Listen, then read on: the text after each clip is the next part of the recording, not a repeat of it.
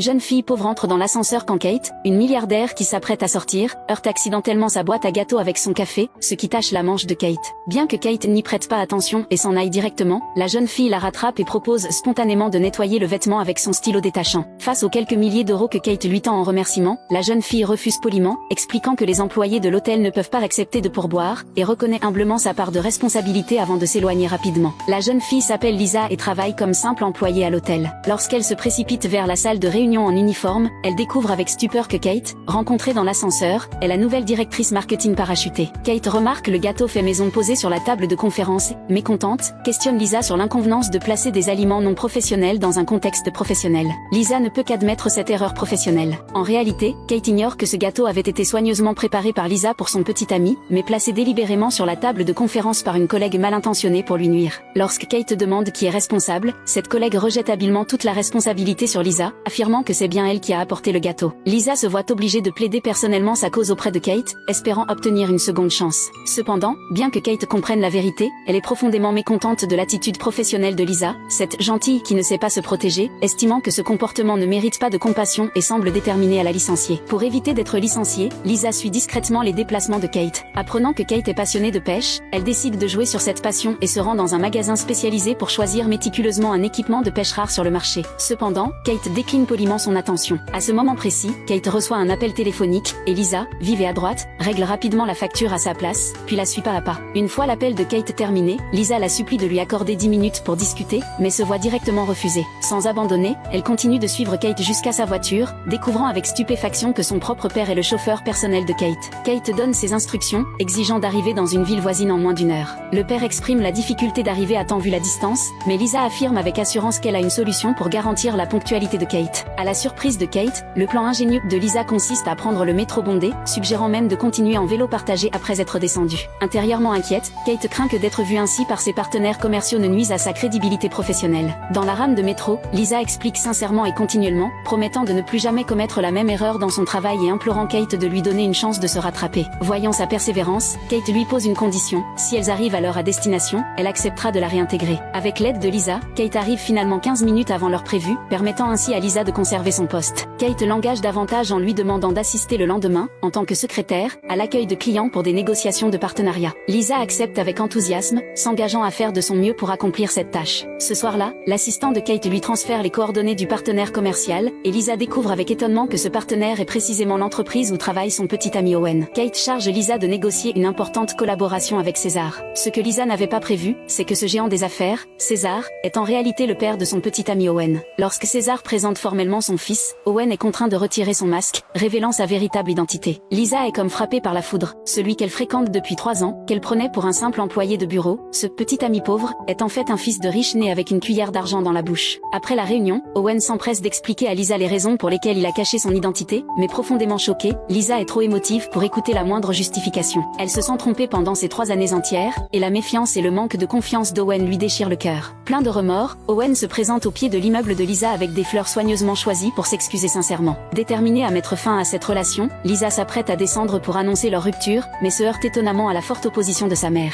Selon cette dernière, le fait que sa fille ait attiré l'attention d'un riche héritier est une aubaine extraordinaire. Comment pourrait-elle abandonner si facilement cette chance d'entrer dans la haute société? Suite au conseil de sa mère et en repensant aux doux moments partagés durant ces 3 années, Lisa accepte à contre-cœur de donner une dernière chance à Owen. Cependant, la réalité s'avère bien plus cruelle que prévu. Les parents d'Owen n'ont jamais pu accepter une fille ordinaire comme Lisa et insistent pour que leur fils rencontre une riche héritière de son rang. Alors qu'Owen est contraint de participer à un rendez-vous arrangé, le destin joue un tour. La grand-mère de Lisa est témoin par hasard de cette scène. Lorsque la grand-mère informe Lisa de ce qu'elle a vu, Owen, apprenant la situation, se précipite immédiatement pour s'expliquer. Mais Lisa, désormais découragée, est résolue à rompre. Pour ne rien arranger, Luna, la meilleure amie de Lisa, fait son apparition à ce moment précis et critique sans ménagement Owen pour son comportement volage et son hypocrisie. Face à l'intervention énergique de Luna, Owen est finalement escorté hors des lieux par les agents de sécurité, laissant derrière lui ses sentiments sincères qu'il n'a pas pu exprimer et un cœur plein de regrets.